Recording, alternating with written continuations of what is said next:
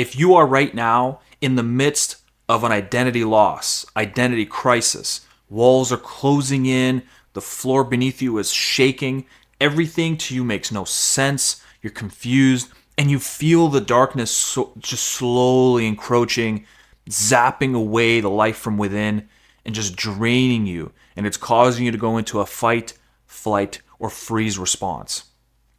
If that's happening to you and you're in the midst of it, I'm going to share with you a process that I ran myself through, and I run myself through multiple times whenever I go through an identity loss.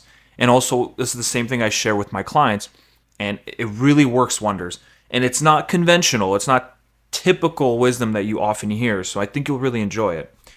And I have my notes here with me, I have my pen with me, that way I can not lose my train of thought. For those that are returning viewers, welcome back. And if you're new to this channel, my name is Estevan, and I help guide and mentor individuals going through identity loss and moving towards a life of ego-soul integration that's going to bring peace and purpose back into your life.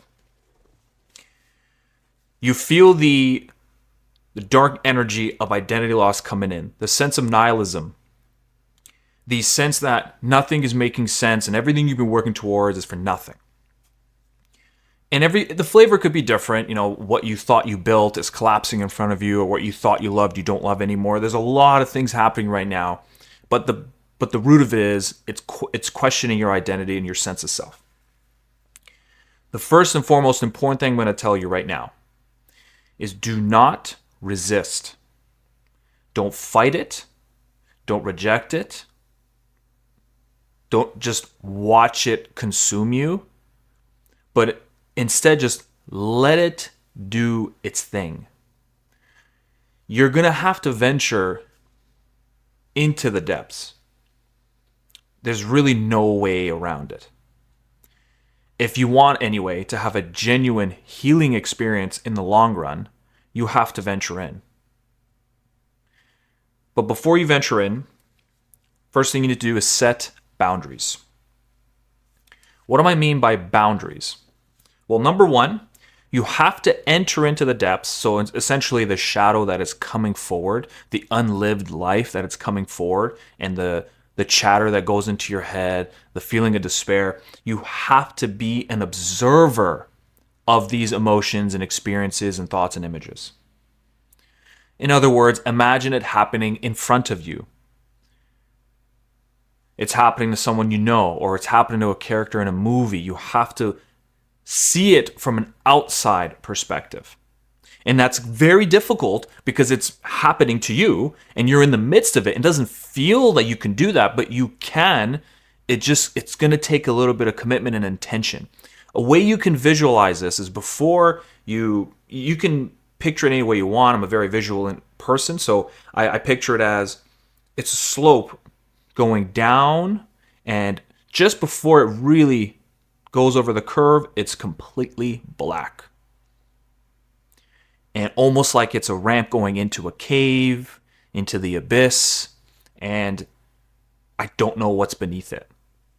So before I go in, I take a rope and I tie it to my waist. And I take that rope and I anchor it. Now, what do I anchor it with? The person I am before I go in. The self that I am before I enter into the darkness. And the self, you want to try to tap into the soul that you have, the individual you were when you were not so conflict-ridden. Now, it may be difficult for some of you. It may have been such a long time that you can't even remember, but if you think long enough and hard enough, you will feel its glimmer. You'll feel its light within you. And you want to hold on to that and take that rope, metaphorically speaking and symbolically speaking, anchor it. So that as you venture in, you'll always be able to grab onto that rope and climb your way back out. And it's not trivial to imagine something like this. It really makes a huge difference. Number 2, do not own or possess the experience you're going to have. As you venture in to the shadow, it's going to be powerful. The thoughts that come into your mind that say just quit, just stop, just end everything, forget it. It's very powerful, and in fact, it'll be intoxicating because it'll feel like relief to you That with all this conflict that you've been having in your mind, these contradictions, and you finally feel this sense of relief, it's not genuine relief. It's a particular surrender to darkness, which is not necessarily a good thing. And so you want to make sure that you don't own it. Don't take it. For example, if thoughts come in and say, you're a quitter, you've always been a quitter. When that thought comes through, don't grab a hold of it and communicate with it and say, yes, yeah, that's right, I am. I am a quitter. I've always been this way. And it's just, you want to try your best not to own it. And if you do accidentally grab a hold of it, or if it's just so intoxicating that you say it, then you want to try your best immediately after to forgive and say, I'm sorry, I don't want to embody that. I want to return that back. I'm listening to you, but I don't want to keep it. So don't keep any of it. When you feel the emotions come through, allow the emotion to flow, but don't possess or own it. Be an observer to the emotions. Be an observer to the thoughts and the images that come up as best you can. And that final thing will be, don't create a narrative out of it. It's very natural. We live in narrative. We live in story. And often unconsciously or consciously. And narratives control the filter in which you see the world, how you interpret things. And so it's very important when you're in the depths, it's going to try to hijack that narrative and say, you see, all along you have been this. Or how could we have expected otherwise because your past is this? And it wants to shape and kind of create a new narrative going forward, because these complexes, these emotional knots and these places that trauma exists, they want to inhabit, they want to express, and they want to almost bring forward their ideals into the world, but their ideals are destructive to you.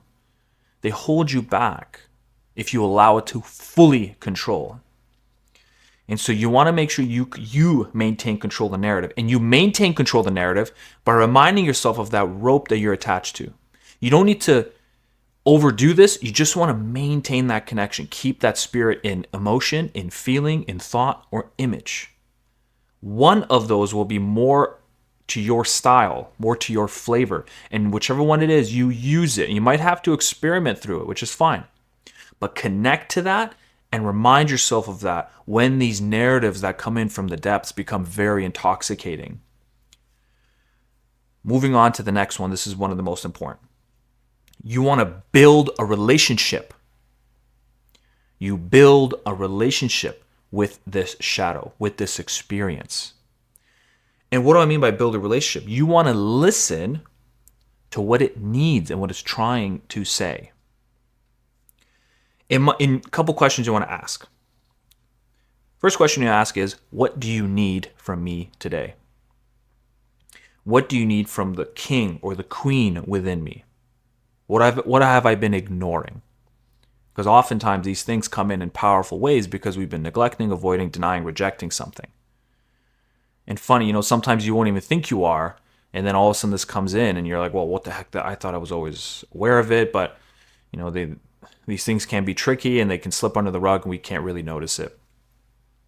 And so you want to ask, what do you need from me? Next question you can ask is, what do you want to express? What do you want to tell me? Sometimes, you'd be surprised, it'll just want you to acknowledge its presence, to allow it to exist, allow it to live with you momentarily, so that it knows that you know he's around or she's around. And that it's just the unlived life within you. It is the hurt child within you that doesn't need to be pushed away anymore, that needs to be brought into your circle to listen to what it wants to convey. It may want you to just say some of these things out loud. It may want you to say, I want to stop, I want to quit, I don't know why I do this. It may want you to say those things. And I know that, I often contradict certain things, but integration is paradox. It's having two opposite forces meeting in the middle. So at the same time, I'll tell you, don't embody and say, I want to quit, I want to give up on everything. But at the same time, if you say it in the right way with the right state, it can be very healing, because you'll say it and almost feel this healing effect as you release those words. Because you're not avoiding those words, you're not afraid of those words. But it has to be from a place that is connected to the self. has to be from the place that's connected to the self. It cannot be from the place that is consuming the darkness and then saying it and then plunging themselves into that narrative, because then you get lost in that maze. I really hope that makes sense. As you allow it to express, as you allow it to communicate, you listen to it like it's an old friend, because it is. It's an old friend. You listen to what it wants and you express what it wants. Of course, if it's requiring destructive habits and drinking and hurting other people, remember the filters that I talk about in some of my videos. I'll say, if you express the shadow, if you need it to be put on paper or you need it to be painted, sculpted, or just manifested somehow, it has to pass through the filter of 1, does not hurt or harm yourself.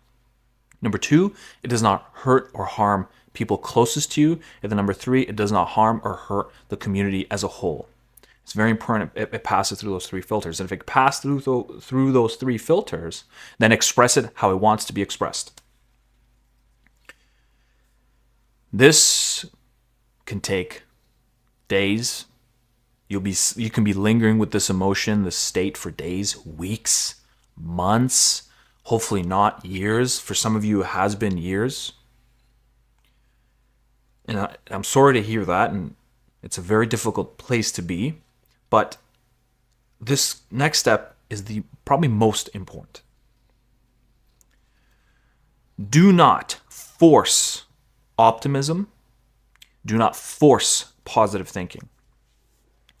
Oftentimes when it comes to personal development, spiritual work, there's this sort of fixation on hyper positive thinking, on keeping that grind mindset to chase and go and attack. Build yourself back up. Tell yourself you can do it. And it feels like you are resisting against something as you say it, because you are. The act of doing that is, again, suppression of the shadow. It is suppression of the unlived life, the inner child within you. It is suppressing it. It's telling it, quiet down.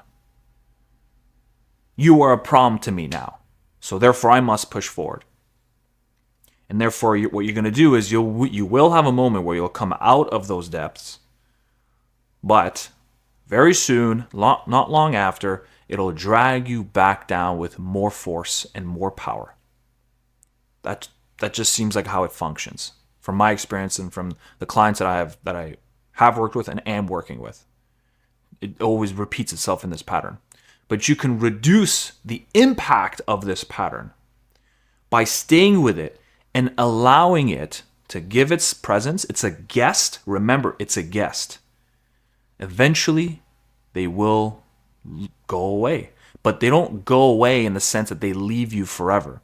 No, they reintegrate back into your psyche, into your soul. And they'll be thankful. The shadow will be thankful that you allowed it the space to be. And as one fades down, as the shadow fades down, naturally, if you connect back to that rope that we talked about, you're going to feel this different power emerge, this divine power emerge, that all of a sudden, without trying, you start to feel and hear voices that say, maybe we'll give this one more shot. Maybe we should just keep trying. Or maybe we should appreciate this, this, and this. Maybe I should give myself some breathing room, or there will be a solution that will be presented to you. A path that will be presented to you. Not the full picture, maybe. Perhaps just a little micro step. And that micro step will be your hope and your faith for a different direction, a way out of those depths. And once you move out of it, you have enriched and deepened your sense of awareness, your sense of self. Because in equal heights that you gain positivity and ambition and you want to push for things, creates an equal and opposite depth that if you're not mindful, it can drag you all the way down. The higher the mountain, the longer the fall. And so you want to be very mindful of that, is that when you plunge into it, treat it as a natural process of identity loss and rebirth. It is definitely not the end. It feels that way in the moment, and I know it does, and it feels horrible, and you want to just get out of it. But the real magic to it is not to rush out of it. Have the intention to do so, which is why that rope is very important, not to be obsessed and launch yourself into the abyss with nothing and get lost in that cave, get lost in alcohol abuse, get lost in drugs, get lost in just sleeping around, losing yourself, getting rid of all sense of control, of inner control. You don't want to do that. You want to have the healthy boundaries, like we said in the beginning. Hopefully this helped you out. Give this a shot. I would recommend, if you give this a go, if you're in the midst of identity loss, run through this process multiple times, as many times as you would like to. And at some point, you're going to feel some relief. You're going to feel that calling come back in. And even if one of you, sorry, hiccup there. Even if one of you experienced that, I would be so full of joy, it's actually unreal. Well, thank you very much for watching. If you want to be a part of my community in a deeper way, you can go ahead and click that button below, sign up to my monthly newsletter, and let me send you my 3-step identity rebuilding guide. Use it as a toolkit to navigate through identity loss and work towards ego soul integration that will bring you peace and purpose back into your life, and to help you navigate those tough times and the ups and downs of identity. And if you want to keep watching my videos, I got more. I believe it'll be right here and here. If not, it'd be the funniest thing ever. I'll see you on the next video.